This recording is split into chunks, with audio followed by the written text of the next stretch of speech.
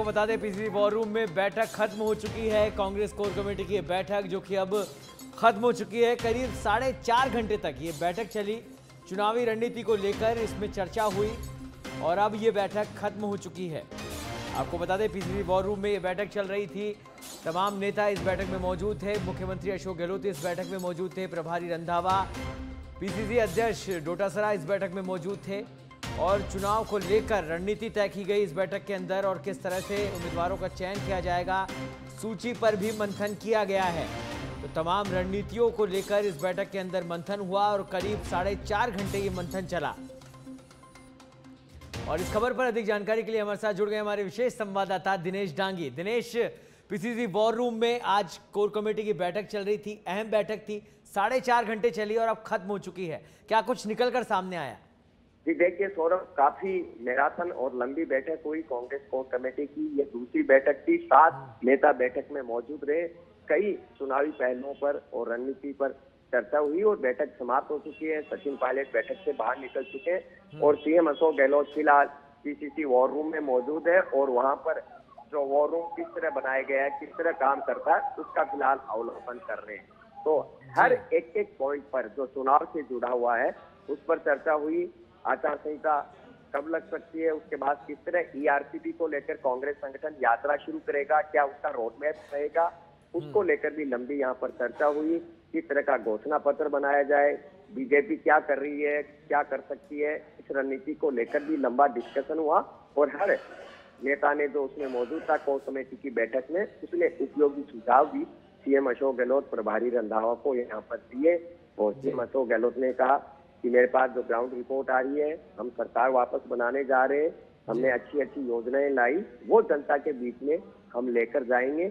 इस तरह बैठक में चर्चा हुई और उम्मीदवार चयन को लेकर बताया जा रहा है ज्यादा चर्चा बैठक में नहीं की क्योंकि वह बैठक के एजेंडे में शामिल नहीं था। थोड़ी देर बाद गहलोत, रंधावा और अध्यक्ष डोटासरा प्रेस कॉन्फ्रेंस कर सकते हैं, मीडिया से मुखातिब हो सकते हैं और सीएम अशोक गहलोत भी सौरभ मीडिया से मुखातिब होंगे। इस वक्त की ये खबर ये तय हो गया है और आप तैयारियां यहाँ पर शुरू हो गई है और बैठक में क्या रहा विस्तार से जानकारी खुद मुख्यमंत्री अशोक गहलोत, अध्यक्ष डोटासरा और प्रभारी रंधावा देंगे। ठीक है दिनेश, एक खबरें ये भी आ रही थी कि आचार संहिता लगने का इंतजार हो रहा है और एक और नई यात्रा निकाली जाएगी। अब जब वो यात्रा निकलेगी तो किस तरह से उसका आयोजन होगा, कौन कौन से जिले में सबसे पहले यात्रा जाएगी, कौन कौन शामिल होंगे, किन किन के कंधों पर उसकी पूरी जिम्मेदारी होगी, उसको लेकर भी चर्चा की गई होगी। उसकी रणनीति को लेकर क्या कुछ अपडेट अभी तक मिल पाया है? बैनर तले ईआरसीपी को लेकर यात्रा निकाली जाएगी। इस दौरान कई जगह सभाएं, रोड शो और नुक्कड़ सभाएं होगी। इस तरह का एक खाका है बैठक में यात्रा का तैयार किया गया और पूरी तरह से संगठन के बैनर तले ये यात्रा निकाली जाएगी और जिसमें मुख्यमंत्री अशोक गहलोत, प्रभारी रंधावा और जिन जिन जिलों से जगह से यात्रा गुजरेगी वहां पर वहां के विधायक है, मंत्री है और अन्य वरिष्ठ नेता है, वो मौजूद यहाँ पर रहेंगे। जी दिनेश, सचिन पायलट लगातार अपनी उपस्थिति दर्ज करा रहे हैं, तमाम बैठकों के अंदर मौजूद हैं, इसको किस तरह से देखते हैं आप?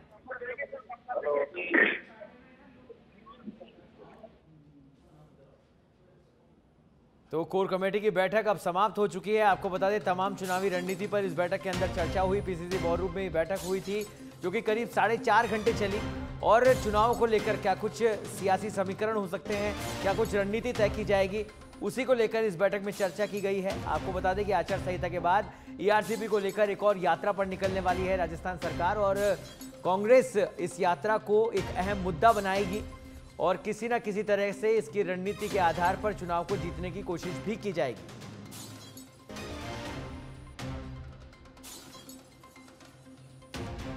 तो ये तस्वीरें हैं उस बैठक की जो कि आज कांग्रेस वॉर रूम में आयोजित की गई कोर कमेटी की बैठक, जिसमें पीसीसी चीफ डोटासरा, प्रभारी रंधावा, सीएम अशोक गहलोत, सचिन पायलट, अर्जुन